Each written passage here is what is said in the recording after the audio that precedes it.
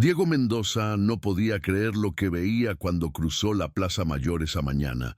Había dos niños idénticos, tomados de la mano de una mujer que él jamás esperaba ver nuevamente. Carmen Rodríguez, la misma mujer que había trabajado como empleada doméstica en su mansión en Madrid hacía 3 años. La mujer que, de un día para otro, desapareció sin dejar rastro, ni siquiera para cobrar el último sueldo. Pero no era solo el pasado lo que lo helaba por dentro. Eran esos dos niños que tenían los mismos ojos verdes intensos que él veía cada mañana en el espejo, la misma marca en la barbilla que solo él y su padre compartían. Tenían aproximadamente 2 años y medio, el mismo tiempo que había pasado desde esa noche que él y Carmen cruzaron una línea que nunca debieron cruzar. Diego se quedó quieto en la acera, su corazón latiendo con fuerza. Finalmente, Carmen lo vio. Sus ojos se encontraron en medio de la multitud de turistas, y en su mirada Diego vio más que un simple reconocimiento, viendo en esos ojos algo más, un secreto que estaba a punto de estallar y cambiar para siempre la vida de todos, porque esos niños eran suyos. Muchas gracias por escuchar hasta aquí. Si te gusta este tipo de contenido, no olvides suscribirte a nuestro canal Cuentos para el Alma. Publicamos 2 videos cada día y si te gusta esta historia, por favor dale like y deja en los comentarios de dónde nos estás escuchando y qué hora es allá. Ahora, sigamos con la historia. Diego no podía dejar de mirar a los niños. Lucas, un niño con camiseta azul, se giró y le sonrió. Fue entonces cuando Diego sintió el mundo detenerse. Los ojos del niño, esos ojos verdes, eran idénticos a los suyos. El hoyuelo en su barbilla también. Incluso sus rasgos, aunque aún infantiles, recordaban con inquietante precisión las fotos de su infancia. La otra niña, Sofía, una pequeña con vestido amarillo, se giró y Diego vio lo mismo. Los ojos verdes, el mismo hoyuelo. Era como si hubiera 2 copias exactas de él. En ese momento Carmen levantó la mirada y sus ojos se encontraron con los de Diego. Fue un instante tenso. En su rostro, Diego pudo ver el miedo, la sorpresa y algo más que no podía definir. La tensión entre ellos se podía cortar con un cuchillo. Los 2 niños, ignorantes de la tormenta emocional que estaba sucediendo, seguían jugando entre sí. Carmen reaccionó rápidamente, tomó de la mano a los niños y comenzó a alejarse a toda prisa, buscando huir del momento, del hombre que en ese instante era todo para ella, pero que al mismo tiempo representaba un peligro. Diego, sin pensar, comenzó a seguirla. No podía dejarla ir de nuevo. No después de lo que acababa de ver. Corrió entre la multitud de turistas, sin pensar en nada más. Cuando la alcanzó, Carmen ya estaba en el proceso de poner a los niños en el cochecito. Ella se detuvo de golpe, la tensión evidente en su espalda. Cuando se giró para enfrentar a Diego, sus ojos estaban llenos de lágrimas, pero también de determinación. «Déjame en paz», dijo con voz suave pero firme, alzando la mano para hacerle un gesto de que no siguiera. Diego, sin poder contenerse, miró a los niños, luego a Carmen, y con la voz entrecortada preguntó, «¿Son míos?». El silencio que siguió fue abrumador. Carmen cerró los ojos por un segundo, una lágrima cayendo por su mejilla, y luego asintió lentamente.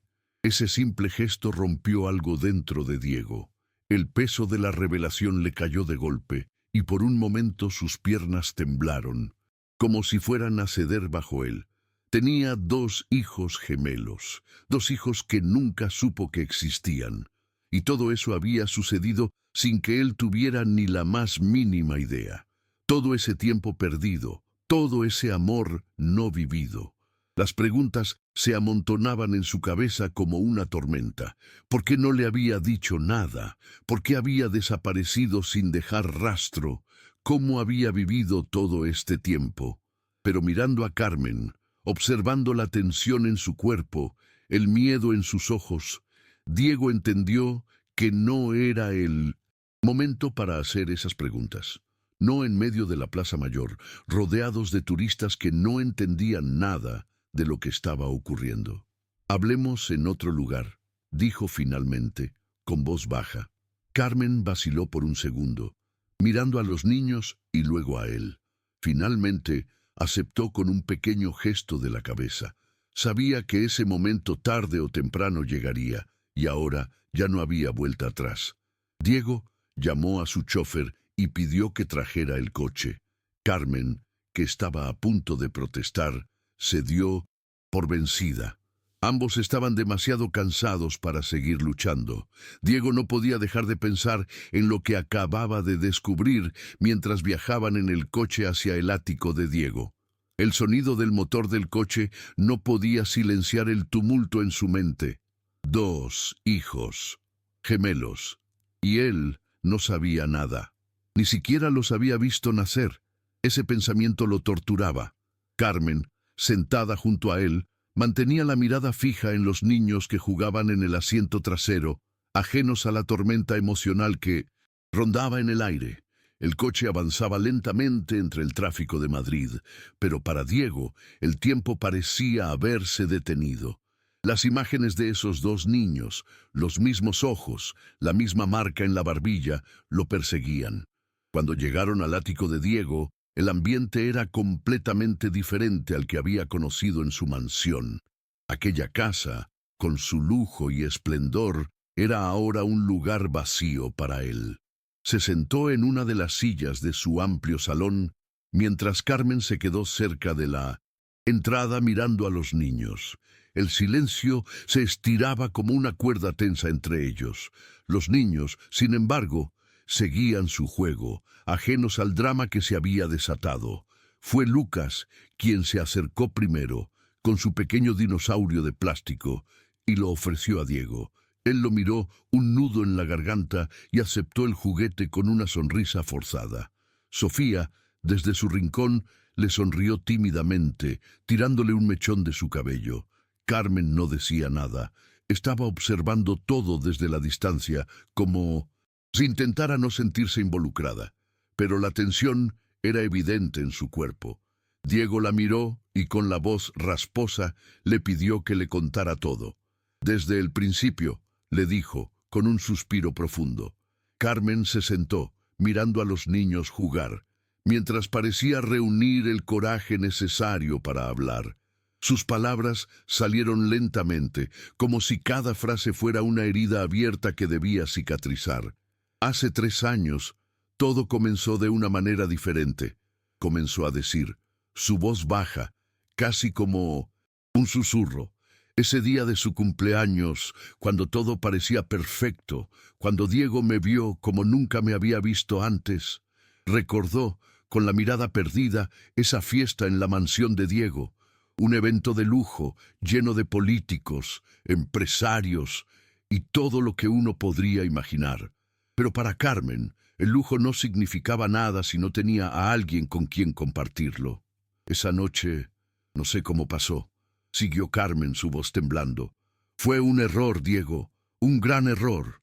Diego la miró, esperando más, ansioso por entender lo que había sucedido en ese momento, pero también sabía que todo eso había quedado atrás. Lo que importaba ahora era lo que había pasado después. La mentira, la huida, los niños. ¿Por qué no me lo dijiste?, preguntó Diego, sin poder evitarlo. Carmen respiró hondo antes de responder. Lo vi en las revistas, dijo.